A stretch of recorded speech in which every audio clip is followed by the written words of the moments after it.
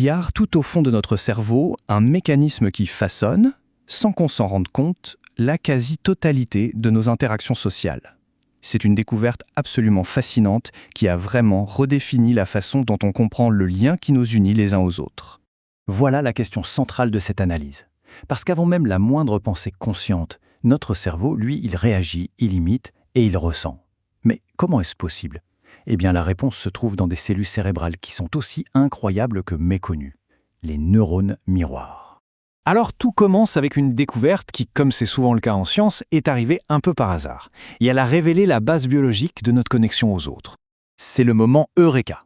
Imaginez la scène. Début des années 90, des chercheurs étudient le cortex moteur de singes. Ils voient bien qu'un neurone s'active quand le singe attrape un objet. Bon, jusque-là, rien de fou. Mais un jour, un des chercheurs attrape lui-même un objet devant le singe, et là, surprise totale. Le même neurone s'active dans le cerveau du singe alors qu'il est complètement immobile. Il ne fait qu'observer l'action. Et c'est ça, le cœur du mécanisme. Le cerveau ne se contente pas de voir une action. En fait, il la simule, il la rejoue en interne, en utilisant exactement les mêmes circuits neuronaux que pour faire l'action lui-même. C'est une sorte de réplication interne de l'expérience de l'autre. On leur a donc donné ce nom très imagé, les neurones miroirs. Pourquoi ? Parce qu'ils reflètent l'action de l'autre à l'intérieur de notre propre cerveau. Et depuis, leur existence a été confirmée chez l'humain. Pas seulement pour les actions d'ailleurs, mais aussi pour des émotions comme le dégoût ou la peur. Bon, maintenant qu'on a vu la découverte de ces neurones, on va passer à la théorie qui explique vraiment leur fonction. Parce que, ok, imiter une action, c'est une chose. Mais à quoi ça sert concrètement ? C'est ce que Galeazzi, un des découvreurs, appelle la théorie de la simulation. Pour faire simple, pour comprendre ce qu'un autre fait ou ressent, notre cerveau ne se lance pas dans de grandes réflexions abstraites. Non, il le vit en version atténuée à l'intérieur de lui-même. C'est une compréhension directe, presque physique. Cette théorie, elle peut paraître un peu complexe, mais en réalité, on en fait tous l'expérience au quotidien à travers un phénomène tout simple et très, très contagieux.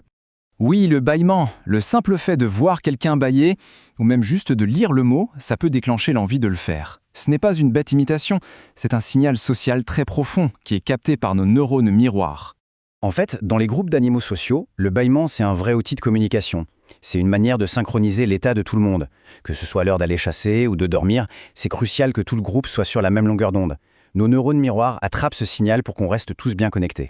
On va voir maintenant comment ce mécanisme s'applique à une des expériences les plus fondamentales de l'être humain, la douleur. Parce que cette simulation, elle ne s'arrête pas aux actions ou à la fatigue, loin de là. Quand on voit quelqu'un souffrir, ça active des circuits très précis dans notre cerveau. Et les neurosciences nous le confirment. Ce n'est pas juste une impression, c'est une réalité biologique qui se situe dans une région bien spécifique du cerveau. Cette région, on l'appelle le cortex singulaire antérieur, ou CCA. Il faut l'imaginer comme un carrefour où se croisent les infos sur ce que le corps ressent physiquement et ce que l'on ressent émotionnellement. Et c'est là que les chercheurs ont fait une découverte absolument stupéfiante. En cartographiant cette zone avec une précision incroyable, ils ont vu que la région qui s'active quand on a une douleur physique est juste à côté, presque superposée, à celle qui s'active lors d'une douleur morale, comme un rejet ou un grand chagrin. Pour notre cerveau, la douleur, c'est la douleur. Et là, l'implication est très concrète et vraiment profonde. Si la douleur physique et la douleur morale sont traitées au même endroit, ça veut dire qu'apaiser l'une peut avoir un effet direct sur l'autre. Le processus est en fait très logique. Une douleur physique intense s'accompagne souvent d'une souffrance morale. On a peur, on se sent isolé. En agissant sur cette partie morale, avec un soutien sincère, on calme l'activité dans cette zone du CCA. Et comme les deux zones sont interconnectées, ça diminue l'intensité qu'on ressent de la douleur physique elle-même. C'est incroyable, mais les mots peuvent agir comme des antalgiques. Alors, qu'est-ce que tout ça nous dit au final ? Si on assemble toutes ces pièces du puzzle, une image très claire de notre nature profonde commence à se dessiner. Notre architecture neuronale est, au fond, construite pour l'interaction. On est câblé pour raisonner avec les autres, pour simuler leurs actions, leurs intentions et leurs émotions au plus profond de notre propre esprit. Le point crucial, celui qu'il faut vraiment retenir, c'est celui-là. L'empathie, ce n'est pas juste une valeur morale ou une construction culturelle. Non, c'est une capacité biologique inscrite dans la structure même de notre cerveau, et ce, en grande partie, grâce aux neurones miroirs. Et tout ça nous laisse avec une dernière question.